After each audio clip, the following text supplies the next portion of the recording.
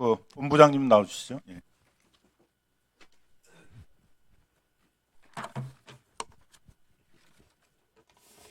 네, 서울 성북을의 김남근 국회의원입니다.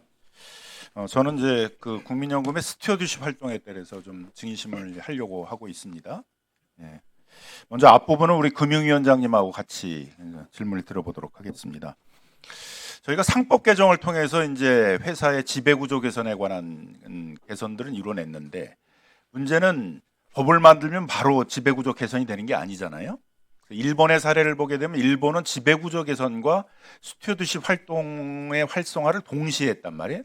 그래서 스튜어드십 활동에 주도하는 주로 우리를 따지면 국민연금에 해당되는 GIPF하고 그다음에 여러 이제 기관 투자자들이 같이 그래서 그 독립이사 3분의 1 이상으로 이사회의 어떤 독립성을 강화하지 않는 그런 기업들에 대해서는 타겟팅을 하고 계속 개선을 하도록 기관 투자자들끼리 연대를 해서 이제 바꿔내기도 하고 임원 추천위원회나 이제 임원 보수위원회 같은 것들을 구성하지 않으면 그런 걸 구성하도록 요구하고 안 하면은 이제 여러 기관 투자자가 이제 연대를 해서 그런 성과를 얻어내고 이제 이런 활동을 했어요.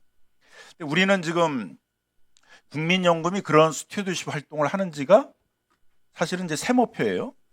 우리 국민들이 그렇게 그런 그 주식시장에서 국민연금이나 은행이나 증권사 같은 기관 투자자들이 스튜어드십 활동을 한다 이런 거에 대해서는 뭐 아무런 이해가 없고 금융감독당국도 그런 걸 이행점검이나 이런 걸 해봤다는 얘기가 이행평가를 해봤다는 얘기가 거의 없는 그런 실정인 것 같습니다. 그러면 이런 상태 속에서 과연 지배구조 개선 상법 개정을 했다 그래서 그런 성과들이 주식시장에서 나타날 것인가 우리 기업들에 있을 지배구조가 개선이 될 것인가에 대해서는 좀 상당히 의문이 있고 일본의 사례 같은 것들을 우리가 좀 잘 참조를 해야 된다 이렇게 좀 생각이 듭니다. 다음 장 넘겨보세요. 예. 그 다음 장 넘겨보세요. 그래서 그 일본 같은 경우에 있어서는 이제 그 거버넌스 코드의 내용도 보게 되게 되면 이제 우리 상법 개정처럼 독립이사 3분의 1 이상으로 하도록 하고 규모가 큰 데들은 이제 2분의 1 이상 하도록 하고 이렇게 했어요. 그다음에 그런 보수위원회 임원 추천위원회 구성하도록 하고 전자투표가 활성화되도록 전자투표를 할 수 있는 플랫폼들을 구축했는지를 이제 국민연금과 같은 그런 기관 투자자들이 그 투자 대상 기업들에게 이제 다 확인하고 요구하고 해서 그런 전자주총을 할 수 있는 플랫폼들을 다 구축하도록 하고 이런 작업들을 좀 했었습니다. 그래서 그 결과 이제 보시면은 2015년에 시작을 해가지고 2023년까지를 보게 되면 거의 대부분의 상장 회사에서 이제 독립이사 3분의 1 이상으로 이사회 지배구조가 개선이 됐고 뭐 임원 추천위원회, 임원 보수위원회 같은 게 만들어져 가지고 과도한 보수 같은 것들이 하지 않도록 그래서 이렇게 이제 되니까 일본이 이제 상당히 주식시장이 활성화되고 성공적인 그런 기업들의 지배구조 개선을 해서 재팬 디스카운트를 극복했다 이렇게 되는데 우리 같은 경우에는 이제 그런 기관 투자자들이 과연 그런 거를 할 것이냐 그렇게 하도록도 우리 금융감독당국이 적극적인 역할을 할 것인가 이런 거에 대해서 지금 우려를 하고 있단 말입니다. 오늘 이제 증인신문을 위해서 이제 하고자 합니다. 국민연금 스튜어드십 활동할 때 저기 표에 나와 있는 것처럼 단계적으로 하죠. 비공개 대화를 하고 그 다음에 이제 그거로 개선이 되지 않는 데들은 비공개 중점관리기업으로 선정을 하고 뭐 미국에서 포커스 리스팅이라고 이렇게 얘기하는데 이제 그런 것들을 비공개로 하고 그래도 이제 개선이 안 되면 이제 공개적인 중점 포커스 리스팅을 하고 이제 이렇게 하는 거죠. 네, 단계적으로 하게 돼 있습니다. 그래서 이제 여러 이제 문제들을 한번 좀 검토해 보도록 하겠습니다. 먼저 스튜어드십 활동 대상이 되는 기업들이 너무 작은 것 같아요. 저희가 받은 자료에 의하면은 1년에 한 40개 정도 하는 것 같아요. 5년치를 받았는데 한 120개 정도 스튜어드십 코드 활동을 했다고 돼 있는데 대략 이 정도 규모를 하고 있는 거죠, 국민연금이?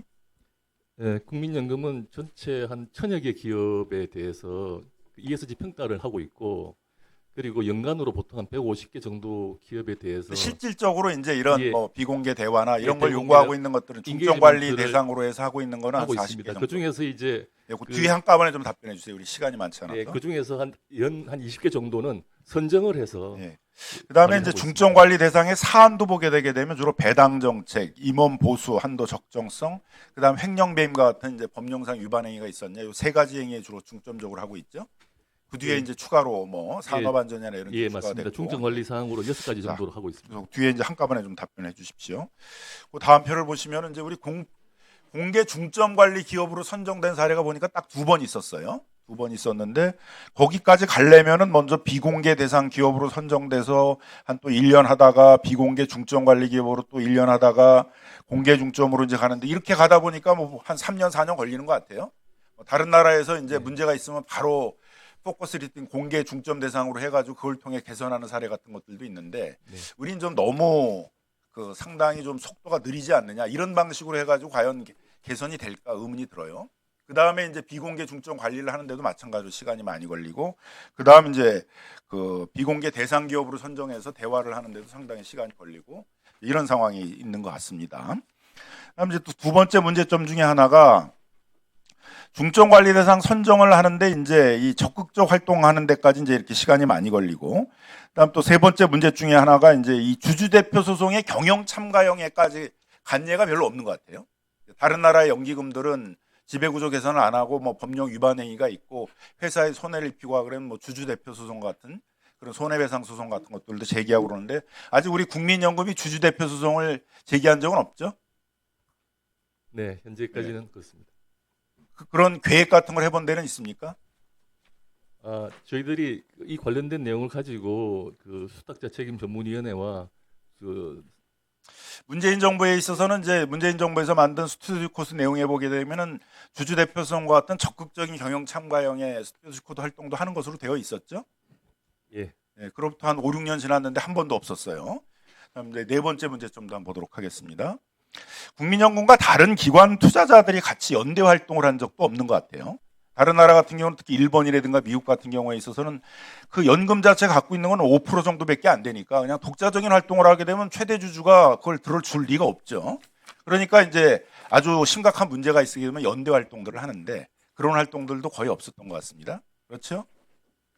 네, 그 다음에 사모펀드에 대해서도 지금 스튜어드십 코드 활동을 하고 있지 않죠? 최근에 그 MBK가 그 홈플러스 인수한 사모펀드를 통해서 사실상은 홈플러스를 거의 거덜내다시피 하고 있어가지고 많은 비난을 받고 있는데 그 점에 대해서 국민연금이 그런 MBK의 사회적으로 비난을 크게 받는 사기적 금융거래 뭐 이런 것들에 대해서는 어떤 투자금 회수나 1분만 주신 마무리하고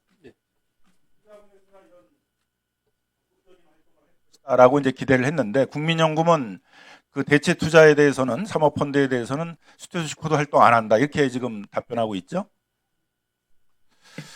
자, 그래서 이제 마지막으로 한번 우리 금융위원장님한테 한번 물어보도록 하겠습니다.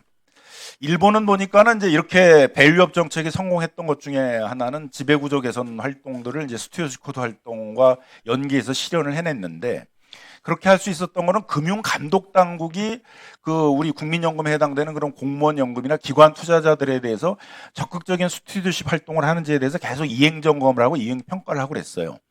금융위원회 차원에서 또는 금융위원회 산하기관 차원에서 이런 스튜어드십 코드 활동들에 대해서 이행점검이나 평가를 한 적이 있었습니까?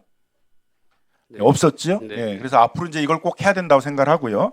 오늘 국민연금이 이제 주신 자료를 저희가 책자로 만들었는데 국민연금이 이렇게 이제 스튜어드십 코드 활동을 하는 기업들에 대해서 어떤 활동을 하고 있는지 이런 거를 이게 표를 만들어 처음이라고 그랬어요. 그래서 저희가 이걸 지금 책자로 만들어 가지고 의원님들에게 배포해 드렸는데 앞으로는 매년 이제 국정감사를 할 때마다 이런 자료를 요구할 겁니다. 그리고 금융위원회에서도 국민연금뿐만 아니라 기관 투자자들에게 이렇게 스튜어드십 코드 활동을 하는 것들에 대해서 각 기업들에 대해서 어떤 활동을 했는지 구체적인 좀 자료를 받으셔가지고 그거에 대해서 좀 아주 구체적인 이행 점검과 평가를 통해서 기관 투자자들이 적극적인 스튜어드십 활동을 하도록 그렇게 좀 활동을 좀 유도해 주셨으면 좋을 것 같고요. 지금 이제 지배구조 개선이 되면서 코스피 시장에서는 좀 적극적인 호응들이 있잖아요, 그죠? 코스피가 좀 많이 올라가고 있습니다. 근데 이게 계속 이어지지 않고 내년이 됐는데 뭐 상법 개정했는데 별 감흥 없다. 특별히 뭐 이렇게 하게 되면 이제 상당히 또 여파가 오지 않겠어요?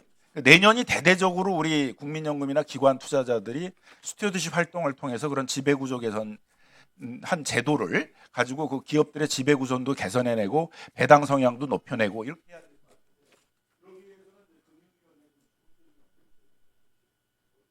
근데 그 두 가지인데요. 하나는 이 스튜어드십 코드 이 내용, 이게 한 16년 12월에 제정이 됐잖아요. 이제 뭐 한번 다시 한번 리뷰를 할 때가 돼 있기 때문에 그걸 한번 범위라든지 뭐 그다음에 적용 대상이라든지 이런 걸 한번 다시 되짚어 보면서 개정 작업을 한번 추진해 보고요. 둘째 말씀하신 이행 점검 이런 것도 어떻게 이행 점검을 할 수 있는지 그런 것도 같이 제도 개선으로 한번 살펴보도록 하겠습니다. 자, 수고하셨습니다. 자, 다음은 우리 민병덕 의원님 서원주 정인 신청하셨는데 정인 신문 하시겠습니까? 예. 자, 그러면 민병덕 의원님 질의해 주십시오.